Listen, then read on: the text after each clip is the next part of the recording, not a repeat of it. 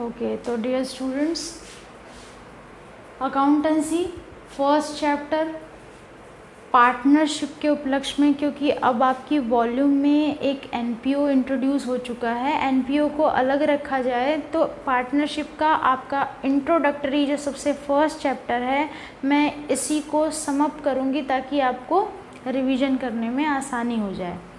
पहला chapter accounting for partnership which is fundamental, कि partnership की अकाउंटिंग करते कैसे हैं, क्या क्या चीज़ें हमें दिमाग में रखनी होती है while we are performing the accounting for partnership. अगर मैं पार्टनरशिप की बात करूं तो according to section 4 of partnership act 1932, कौन सा एक्ट है बेटा? 1932 का सेक्शन 4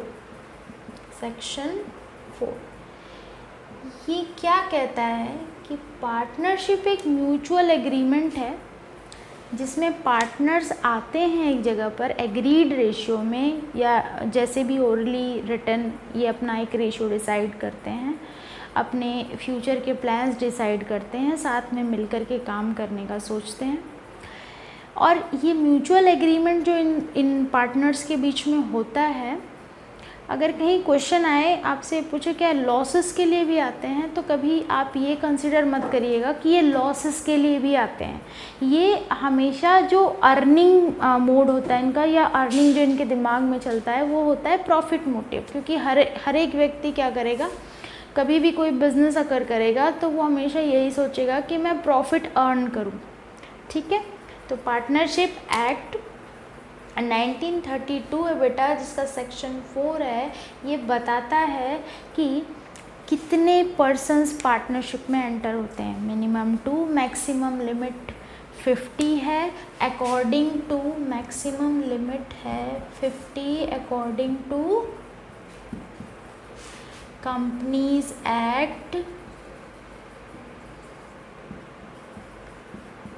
2013।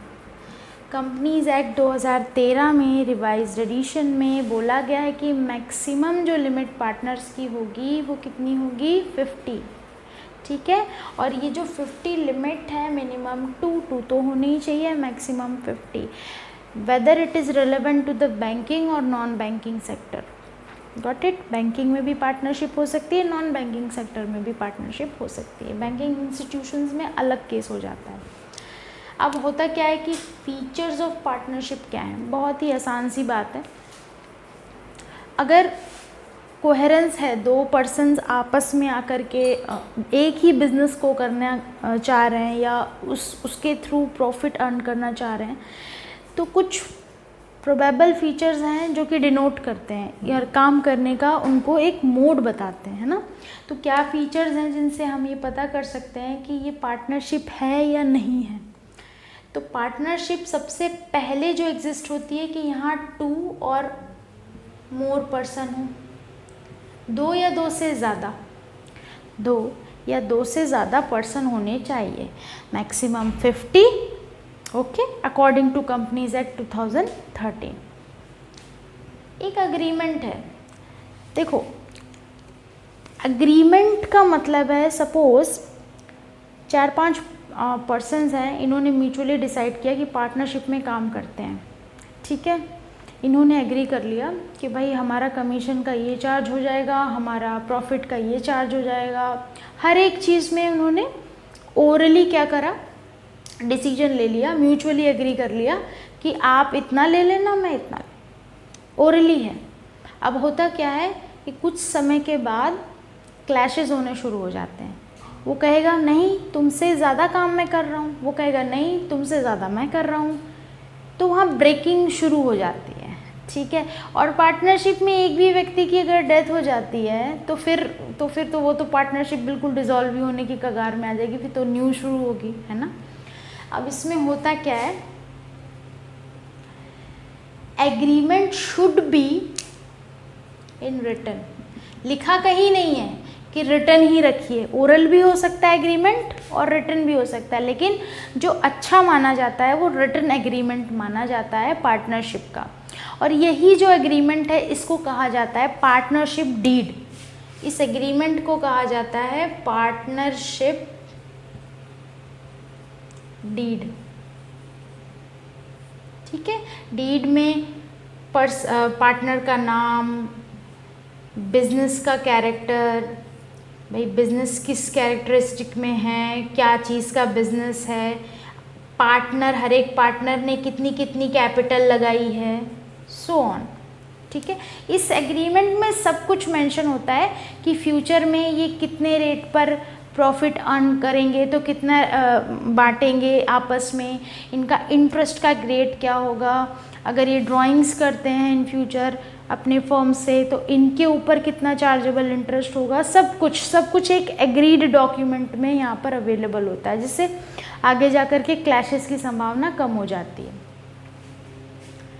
नेक्स्ट, जैसे कि मैंने पहले ही बताया कि पार्टनरशिप जब भी अराइज होती है तो इसका मतलब ये प्रॉफिट मोटिव इनके दिमाग में पहले ही होता है। ये नहीं होता कि हाँ चलो म्यूचुअली पार्टनरशिप कर लेते हैं, फ्यूचर में लॉस बियर करेंगे, नहीं, कभी भी जब शुरुआत होता है तो वो ये सोचकर थोड़ी आता है कि मैं लॉस बियर करूँगा, वो तो ये सोचकर आता है कि मैं प्रॉफिट को बियर करूँगा और हम आपस में प्रॉफिट शेयर करेंगे।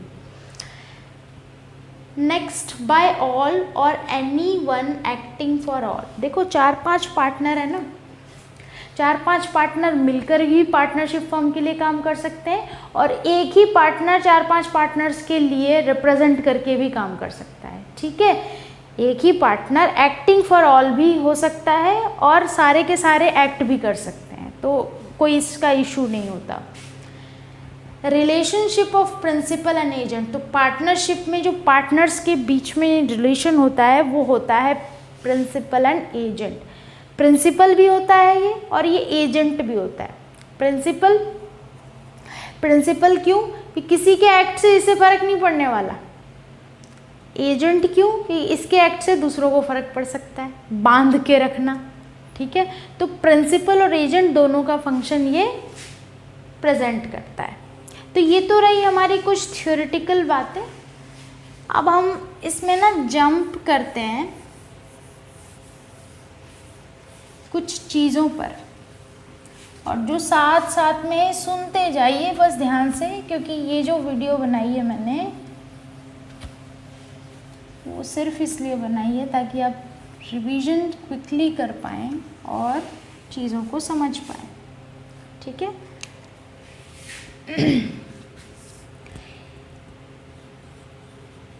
पार्टनरशिप एग्रीमेंट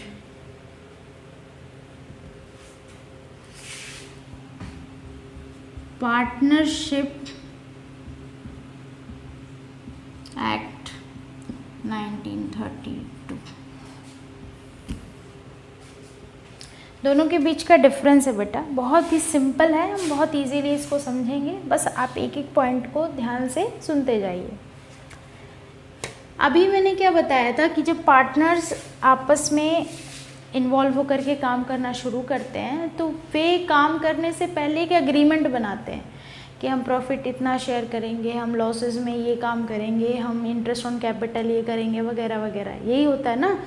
तो वो तो कही जाती है एग्रीमेंट, जिसका एक और नाम था पार्टनरशिप डीड, DEED, डीड भी कहा जाता है। और ये भी मैंने बताया पार्टनरशिप एक्ट 1932, ये वो कानूनी एक्ट है जो पार्टनरशिप के बारे में अपने अंदर इनकलकेट इन्फॉर्मेशन रखता है कि पार्टनरशिप कैसे होनी चाहिए। ठीक है, अब होता क्या है कि मान लीजिए पार्टनरशिप में पार्टनर्स आ तो गए लेकिन उन्होंने कोई एग्रीमेंट नहीं बनाई, ओरली रहा, म्यूचुअली अंडरस्टैंडिंग पर इन्होंने पार्टनरशिप स्टार्ट कर दी, तो वहाँ क्लैशेस हो जाएंगे, है ना। तो क्लैशेस नहीं होंगे, अगर डीड नहीं बनी है तो अपने आप से ही क्या लागू हो जाता है, पार्टनरशिप एक्ट 1932। अगर किसी पार्टनर्स ने डीड में साइन नहीं किया, डीड बनी ही नहीं, तो वहाँ पर डीड की तो कोई इंस्ट्रूमेंट है ही नहीं, तो वहाँ पर लागू क्या हो जाएगा, पार्टनरशिप एक्ट 1932। अब होता क्या है, इसमें केसेस समझते चले जाइए बस। फर्स्ट केस है इंटरेस्ट ऑन कैपिटल, अब इसको समझेंगे, इसकी जर्नल एंट्री समझेंगे। देखो मान लीजिए ए बी सी पार्टनर है। ए ने 10,000 इन्वेस्ट किया, बी ने 20,000 इन्वेस्ट किया, सी ने 30,000 इन्वेस्ट किया। ठीक है, सी बोलेगा भाई मैंने 30,000 इन्वेस्ट किया है, मैंने सबसे ज़्यादा इन्वेस्ट किया है, तुम दोनों से ज़्यादा इन्वेस्ट किया है, मुझे ना इंटरेस्ट मेरे हिसाब से चाहिए।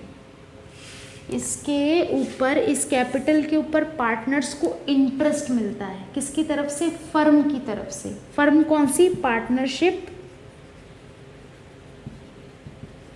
फर्म, या जो बिजनेस है। ये आपको कंसेप्ट पता था कि फर्म की एक अपनी पहचान हो जाती है ना, तो फर्म अब पे करेगा। देखो पार्टनर्स ने फर्म में कैपिटल लगाया, तो अब फर्म इसका ना इंटरेस्ट पे करती है पार्टनर्स को।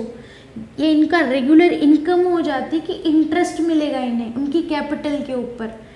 होगा क्या, अब सी ने तो बोल दिया कि मेरा कैपिटल बहुत ज़्यादा था, मुझे इंटरेस्ट चाहिए, और बोल रहा है कि मुझे 10% का इंटरेस्ट चाहिए। ठीक है, बी और सी भी बोलेंगे ठीक है 10% का, हमें भी इंटरेस्ट चाहिए। तो 10% के हिसाब से ए को 1,000 मिल जाएगा, बी को 2,000 मिल जाएगा, सी को 3,000 मिल जाएगा। गॉट इट, यही ना। लेकिन अगर इंटरेस्ट ऑन कैपिटल की बात लिखी गई है एग्रीमेंट में पार्टनरशिप आने से पहले, तभी इंटरेस्ट ऑन कैपिटल मिलेगा। अदरवाइज अगर डीड नहीं है तो कौन सा एक्ट लागू होगा? Partnership act 1932। तो फिर किसी भी तरह का IOC नहीं मिलेगा। Interest on capital is not provided when the case is absence of partnership deed. Second case देखो, ए बी सी पार्टनर हैं। ए ने 5,000 ड्राइंग करी, बी ने 10,000 ड्राइंग करी, सी ने 10,000 ड्राइंग करी। अब ना कुछ गड़बड़ हो रही है, इसे ना प्रॉब्लम होगी कि ये देखो इनको तो कोई वो ही नहीं पड़ी है, ये तो जब मर्जी चाहे तब ये ड्राइंग कर ले रहे हैं, जब मर्जी चाहे तो फर्म की प्रॉफिट में से हिस्सा लेके अपने पर्सनल यूजेस के लिए खर्चा कर रहे हैं। इनको पेनलाइज करो, इनको पेनल्टी दो थोड़ी सी, है ना। तो फर्म क्या करती है, इनके ऊपर ब्याज लगाती है, कहती है जितना तुमने ड्राइंग लिया है उसके ऊपर ब्याज दो, से 5%, 6%, 10%, सो ऑन। ठीक है, आपको देना पड़ेगा। ओके, लेकिन अगर ये चीज़ पहले से ही एग्रीमेंट में मेंशन है कि अगर हम में से कोई भी पार्टनर कभी भी बार बार ड्राइंग करता है तो उस ड्राइंग को डिस्करेज करने के लिए हम उसके ऊपर इंटरेस्ट चार्ज करना चाहते हैं, और ये चीज़ इन्होंने अगर एग्रीमेंट में लिख दी है तभी ये एप्लीकेबल होगा, अदरवाइज ये एप्लीकेबल नहीं होगा। क्लियर है? कैसे? तो अगर एग्रीमेंट है तो इंटरेस्ट ऑन ड्राइंग जो है ये पार्टनर से चार्ज किया जाएगा। कौन चार्ज करेगा? फर्म चार्ज करेगा। सेकंड वही केस आप ले लीजिए, इंटरेस्ट ऑन ड्राइंग नहीं लागू होता पार्टनरशिप एक्ट 1932 के अकॉर्डिंग। अगर एग्रीमेंट नहीं है तो एक्ट लग गया, और एक्ट के अकॉर्डिंग किसी भी तरह का ड्राइंग का इंटरेस्ट नहीं होता। Salary, commission, remuneration,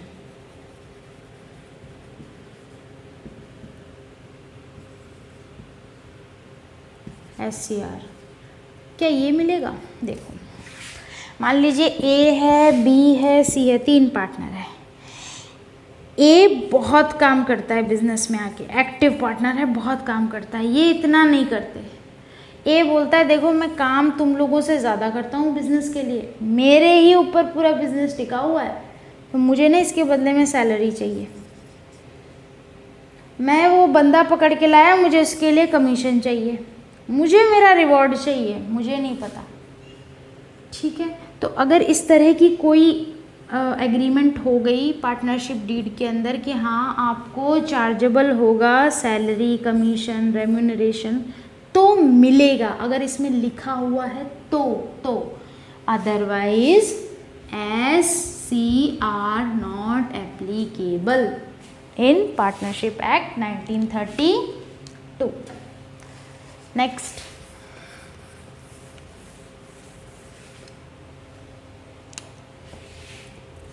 interest on loan. देखो ABC पार्टनर है, पार्टनरशिप फर्म चला रहे हैं. अब A को लगा कि B के पास पैसे हैं, C को भी लगा B के पास पैसे हैं. दोनों ने बोला कि यार बाहर लोन वोन लेने जाएंगे, ऐसा करते हैं B से लोन ले लेते हैं अभी के लिए. तो B क्या कर देगा, लोन एडवांस कर देगा, लोन एडवांस कर देगा फर्म को. किसको दे रहा है, फर्म को लोन दे रहा है. अब फर्म को लोन दे रहा है, इसका मतलब फर्म तो लायबल हो गई ना, ये लोन चुकाना पड़ेगा बी को ना. फर्म अब पे करेगी किसको, बी को, क्योंकि बी ने फर्म में पैसे लगाए हैं. इस केस में क्या होता है, तो अगर जो एग्रीमेंट बना हुआ है तो किसी भी पार्टनर, अगर कोई भी पार्टनर कभी भी लोन देता है तो उसके ऊपर इंटरेस्ट होगा, से फॉर एग्जांपल 10%, 12%, 15%, सो ऑन. लेकिन अगर कोई भी एग्रीमेंट नहीं बना तो इंटरेस्ट ऑन लोन 6% मिलेगा, और ज़रूर मिलेगा. क्यों, क्योंकि ये तो थर्ड पार्टी एक तरह से लोन लेना हुआ ना, लोन लायबिलिटी है. ये तो पर्सनल अपने पैसे को दे रहा है ना. किसको दे रहा है, फर्म को दे रहा है, कैपिटल नहीं लगा रहा है, ये फर्म को दे रहा है. तो लोन दे रहा है, तो लोन की रिगार्डिंग में पार्टनरशिप एक्ट 1932 क्या बोलता है कि 6% का इंटरेस्ट एप्लीकेबल होगा.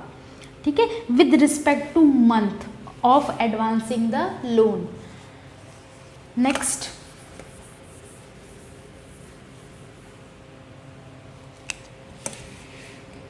Share of profit.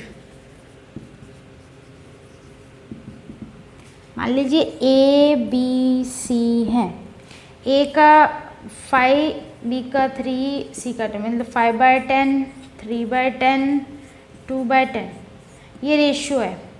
और ये रेशियो इन्होंने कहाँ लिखा हुआ है, डीड में, एग्रीमेंट बनाते समय इन्होंने उसमें लिखा हुआ था. लेकिन अगर यही एग्रीमेंट नहीं बनी है तो फिर प्रॉफिट का शेयर इक्वल हो जाएगा, मर्जी चाहे कितनी प्रॉफिट हो गई हो. फिर गॉट इट. अगर इस केस में एग्रीमेंट होता और ये रेशियो होता, लेट्स से फर्म का जो प्रॉफिट है वो 10,000 है, 10,000 इंटू 5/10 करना ज़रा 5,000, 10,000 इंटू 3/10 करना ज़रा 3,000, 10,000 इंटू 2/10 करना ज़रा 2,000. प्रॉफिट का शेयर 5,000, 3,000, 2,000 आ रहा है. लेकिन अगर ये प्रॉफिट का शेयर ऐसा है ही नहीं, तो एग्रीमेंट बना ही नहीं, तो इक्वल ही जाएगा. फिर तो इक्वल ही जाएगा, है ना. अगर इक्वल ही जाएगा तो उसको हम डिवाइड कर देंगे इक्वल अमाउंट में. Got it. नेक्स्ट,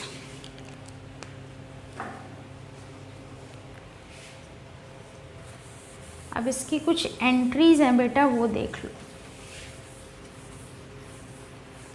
एंट्रीज क्या, पहले तो मैं आपको एक सिस्टम समझाती हूँ, उसके बाद मैं एंट्री बताऊँगी आपको. एंट्री पे आप जंप करेंगे तो दिक्कत हो जाएगी. देखो,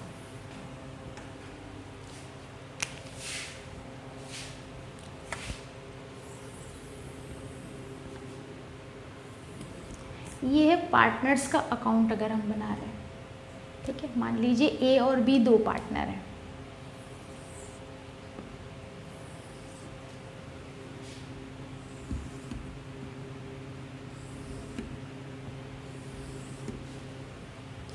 ये डेबिट साइड हो गई पार्टनर के लिए और ये क्रेडिट साइड हो गई. ठीक है, ये पार्टनर का कैपिटल अकाउंट है। अभी मैं समझाऊंगी कैपिटल अकाउंट कैसे बनना है, क्या बनना है, बस ये for the sake of explanation मैं अभी आपको ये बता रही हूँ कि पार्टनर को जब कोई चीज़ मिलती है तो वो उसकी क्रेडिट जाती है या डेबिट जाती है। Got it. देखो सबसे पहला इसकी शुरुआत करेंगे, क्रेडिट है डेबिट है। आपको ये याद होगा जर्नल एंट्री में यहाँ पर हम लिखते थे टू, यहाँ पर हम लिखते थे बाय। गॉट इट, ऐसे ही लिखते थे। चल पार्टनर जैसे ही पार्टनरशिप में आया वो अपना कैपिटल लाएगा, तो यहाँ लिखेंगे by balance brought down, capital लाया। अभी मैंने क्या बताया था कि एग्रीमेंट है तो उसको मिलेगा, अगर वो कैपिटल लाया तो बाय इंटरेस्ट ऑन कैपिटल, वो भी मिलेगा। पार्टनर को जब भी कोई चीज़ मिलती है तो वो उसकी क्रेडिट जाती है, और जब पार्टनर से कुछ चीज़ ली जाती है तो वो उसकी डेबिट जाती है। क्लियर है। तो इंटरेस्ट ऑन कैपिटल हो गई, इसे मिलेगी बाय सैलरी कमीशन रेम्यूनरेशन, मिलेंगी रेशो के अकॉर्डिंग। बाय प्रॉफिट का शेयर मिलेगा प्रॉफिट के हिसाब से। ठीक है। अच्छा अभी ये मोटा मोटा समझो, खाली कैपिटल इंट्रोड्यूस किया तो यहाँ लिखा, मान लीजिए पार्टनर ड्राइंग करता है तो यहाँ लिखोगे तो टू ड्राइंग्स। क्यों? क्योंकि अब इस ड्राइंग के बदले में चार्जेबल हो गया, ये लायबल हो गया। क्लियर है। ड्राइंग हो गई। अगर ड्राइंग यहीं पे है तो इंटरेस्ट ऑन ड्राइंग भी कहाँ होगी? यहीं होगी, क्योंकि इसकी ड्राइंग को डिस्करेज करने के लिए इसके ऊपर लगाया जाता है और ये फर्म लेती है। भाई प्रॉफिट का शेयर ले रहे हो तो लॉस कौन लेगा? तो टू लॉस, अगर लॉस हो जाता है तो ये शेयर करेंगे अपने रेशियो में। इसे यहाँ पर बैलेंस किया जाता है और यहाँ पर टू बैलेंस CD निकलता है। यहाँ लेट से यहाँ पर हो जाता 50,000 यहाँ पर मैच कर दीजिए 50,000 जो साइड बड़ी होती है उसको मैच करी जाती है, और इधर से मान लीजिए यहाँ पर जो अमाउंट होती वो होती 20,000 तो यहाँ बैलेंस बचता 30,000, और मान लीजिए यहाँ पर होता 30,000 तो यहाँ बचता 20,000। ठीक है। तो इनका कैपिटल का बैलेंस क्या आता? ये आता। मोटा मोटा ये चीज़ समझ में आ गई कि पार्टनर को जब कोई चीज़ मिलती है तो उसके कैपिटल अकाउंट क्या हो जाती है?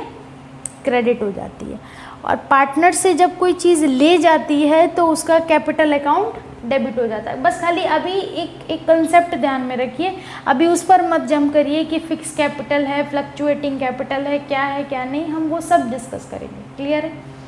अब मैं बताती हूँ फर्म देता कैसे। ये तो समझ में आ गया, पार्टनर्स अपना कैपिटल लगाएंगे बिजनेस में, उसको उस कैपिटल के बदले में इंटरेस्ट मिलेगा। अच्छा मैं यहाँ पे वो भूल गई, बाय इंटरेस्ट ऑन लोन, ये भूल गई थी, ये भी मिलेगा। ठीक है। सैलरी कमीशन रेम्यूनरेशन, प्रॉफिट का शेयर, लोन के ऊपर इंटरेस्ट, ड्राइंग से उसका चार्ज किया जाएगा, इंटरेस्ट ऑन ड्राइंग उससे चार्ज किया जाएगा, लॉस उससे चार्ज किया जाएगा। क्लियर है। अब मैं आपको फॉर्मेट बताती हूँ जर्नल एंट्रीज के लिए और P&L अप्रोप्रिएशन के लिए। इसके बाद का टॉपिक कैपिटल से रिलेटेड मैं नेक्स्ट वीडियो में डालूँगी। ठीक है। यहाँ देखो, ये है P&L अप्रोप्रिएशन अकाउंट। आपसे बोला जाए कि P&L अप्रोप्रिएशन का अकाउंट बनाइए, आप कैसे बनाएंगे? तरीका होता है, पार्टनर्स को अप्रोप्रिएशन करना। देखो आपको अप्रोप्रिएशन बनाने से पहले एक चीज़ समझनी होगी कि चार्ज और अप्रोप्रिएशन में डिफरेंस होता है। ठीक है। चार्ज और अप्रोप्रिएशन में डिफरेंस होता है।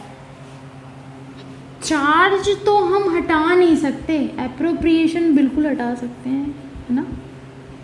अच्छा एक एग्जांपल देती हूँ।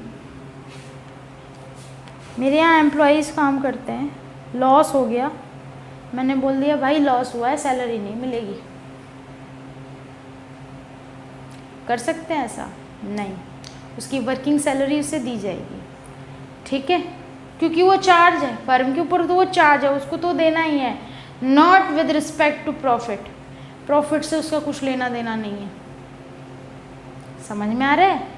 लोन है, लोन चुकाना है, उसे प्रॉफिट से उसका कोई लेना देना है। किस्त भरनी है, भरो, वो भरना ही है कैसे भी। बिजली का बिल है, प्रॉफिट से उसका कोई लेना देना नहीं है, भरना ही है, देना ही है। गेटिंग? लेकिन एप्रोप्रिएशन, पार्टनर मांग रहे हैं अपने कैपिटल का इंटरेस्ट, लॉस हुआ है, मिलेगा? नहीं मिलेगा। प्रॉफिट ही नहीं है तो अप्रोप्रिएट क्या करोगे? प्रॉफिट ही नहीं है तो अप्रोप्रिएट क्या करोगे? तो अभी के लिए सिर्फ इसका स्ट्रक्चर समझिए कि अप्रोप्रिएशन बनता कैसे। देखो, सबसे पहले तो यहाँ पर आपको प्रॉफिट उठा करके लाना है। कैसे? By net profit. ये जो नेट प्रॉफिट आया बेटा कहाँ से आया होगा? नेट प्रॉफिट शायद आपने क्लास 11th में कुछ हल्का हल्का याद आ रहा होगा, आपने नेट प्रॉफिट निकालना सीखा है P&L अकाउंट से, ट्रेडिंग अकाउंट से ग्रॉस प्रॉफिट, P&L अकाउंट से नेट प्रॉफिट। ये वही नेट प्रॉफिट है, मतलब फर्म का नेट प्रॉफिट। अब ये प्रॉफिट आ गया, इसमें से निकालना है इंटरेस्ट ऑन कैपिटल, चार्ज होगा interest on drawing, interest on loan वगैरह वगैरह। क्लियर? देखो नेट प्रॉफिट यहाँ लगा दिया।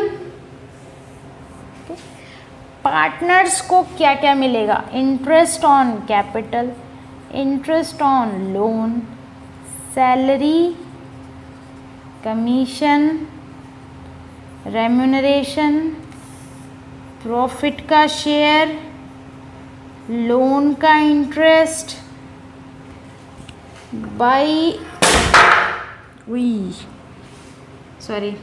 इंटरेस्ट ऑन ड्राइंग्स, ये चार्ज हो जाएगा। क्लियर है? अब ये हो गया हमारा खत्म।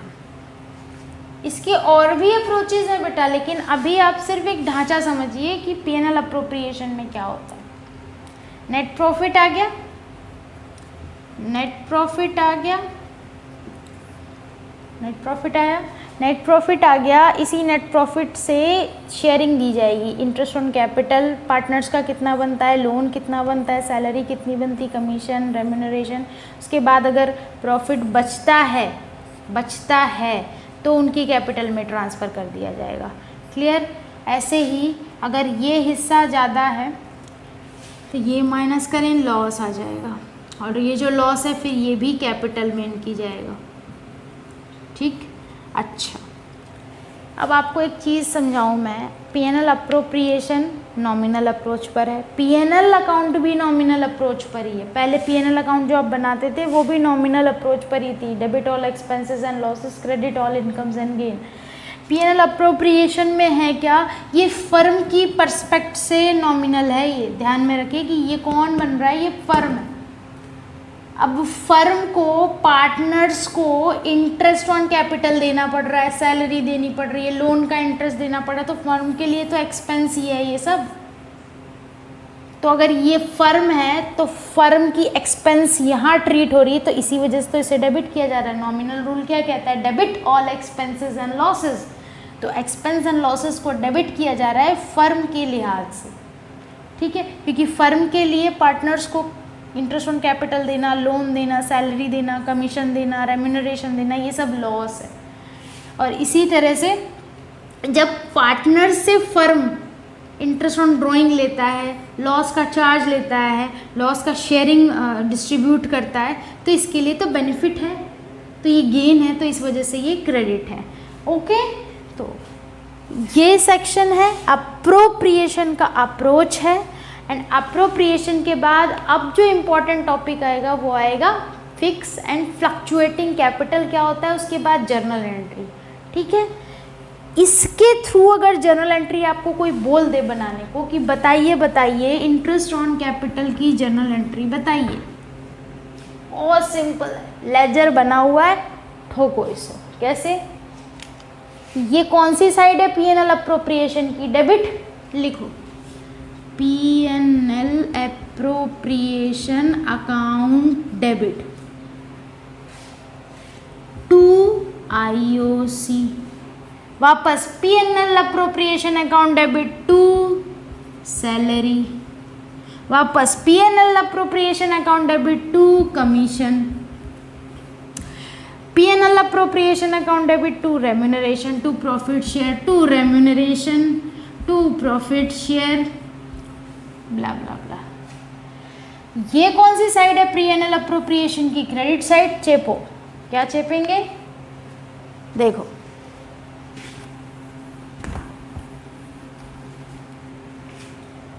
P&L अप्रोप्रिएशन तो क्रेडिट है ना, यहां लिख रखो net profit IOD loss to P&L appropriation, खत्म। लेजर से जर्नल बनाना, जर्नल से लेजर बनाना आपको अच्छे से आता है। Okay, so that's it for today. Have a good day ahead.